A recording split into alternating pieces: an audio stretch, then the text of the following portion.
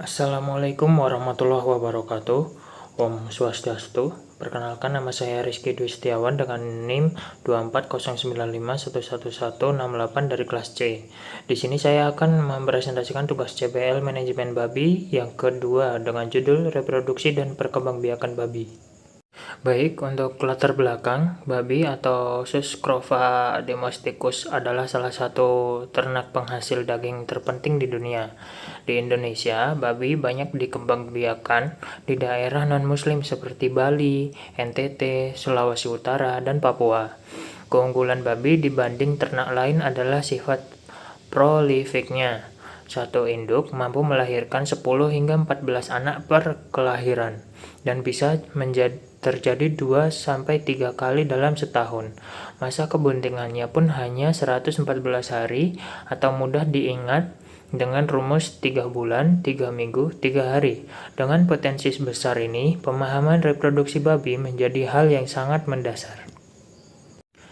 Ada 4 permasalahan yang akan kita bahas. Pertama, bagaimana siklus reproduksi babi betina berlangsung.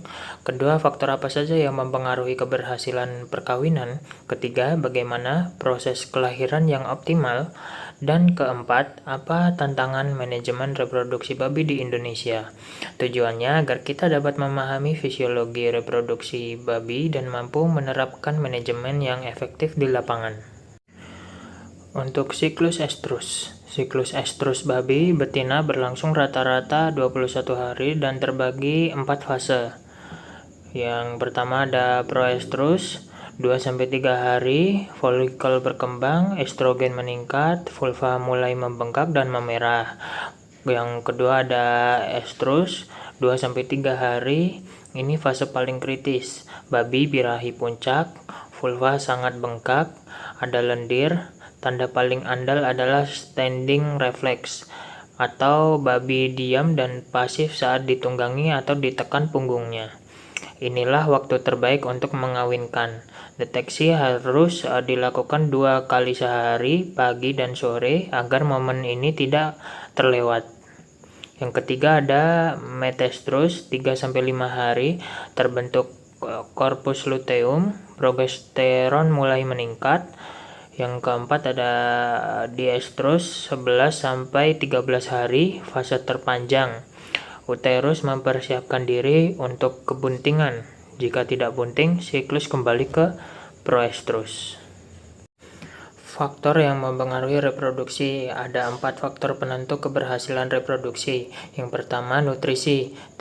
Teknik flushing, memberi pakan ekstra sebelum kawin, terbukti meningkatkan jumlah ovulasi. Kekurangan vitamin A dan E menurunkan angka konsepsi.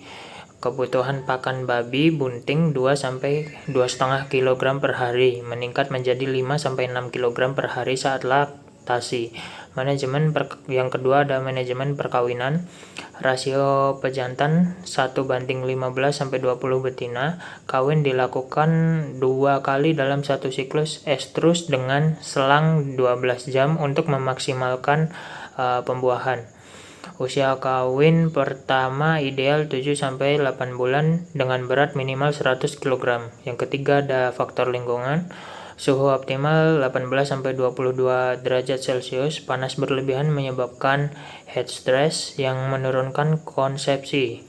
Yang keempat ada kesehatan. Penyakit PRRS dan parvovirus adalah penyebab utama keguguran dan wajib dicegah dengan vaksinasi rutin.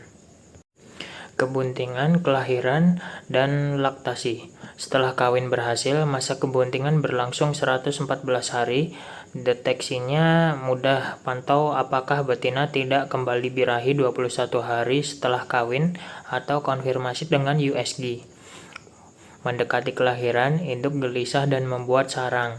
Proses kelahiran berlangsung selama 6-12 jam dengan interval antara anak 15-20 menit. Jika lebih dari 6 jam tidak ada kemajuan, segera lakukan intervensi. Yang paling krusial, Kolostrum harus diberikan dalam 2 jam pertama setelah lahir. Kemampuan usus anak babi menyerap antibodi dari kolostrum hanya berlangsung selama 24 jam pertama. Setelah itu, kesempatan ini hilang. Fase laktasi berlangsung selama 3-5 minggu. Sapih dilakukan pada hari ke-21 sampai 28 dan 4-7 hari setelahnya induk sudah birahi kembali. Siklus reproduksi pun dimulai ulang. Untuk tantangan dan solusi, tantangan terbesar di lapangan adalah kematian anak babi prasapih yang bisa mencapai 15-25%. Selain itu, deteksi birahi yang tidak akurat menyebabkan perkawinan tidak tepat waktu, dan penyakit PRRS serta parvovirus masih jadi ancaman utama keguguran massal. Solusinya, terapkan sistem produksi batch agar beberapa induk beranak berdekatan waktu sehingga pemantauan lebih efisien. Gunakan hormon PGF2 alfa untuk sinkronisasi estrus massal. Jalankan biosecurity dan vaksinasi terjadwal, dan yang paling penting, recording reproduksi setiap induk. Tanpa data, perbaikan tidak bisa dilakukan. Kesimpulannya, siklus estrus babi 21 hari dengan estrus sebagai fase kritis. Kebuntingan 114 hari dan kolostrum 2 jam pertama sangat menentukan kelangsungan hidup anak babi. Nutrisi, manajemen, lingkungan, dan kesehatan adalah 4 pilar keberhasilan reproduksi. Recording dan biosecurity tidak boleh diabaikan. Saran, deteksi birahi 2 kali sehari, kawin 2 kali per siklus, recording per induk, vaksinasi konsisten, dan tingkatkan kapasitas peternak. Sekian presentasi yang dapat saya sampaikan. Sebelumnya, untuk kekurangan dan kelebihan saya mohon maaf. Wassalamualaikum warahmatullahi wabarakatuh.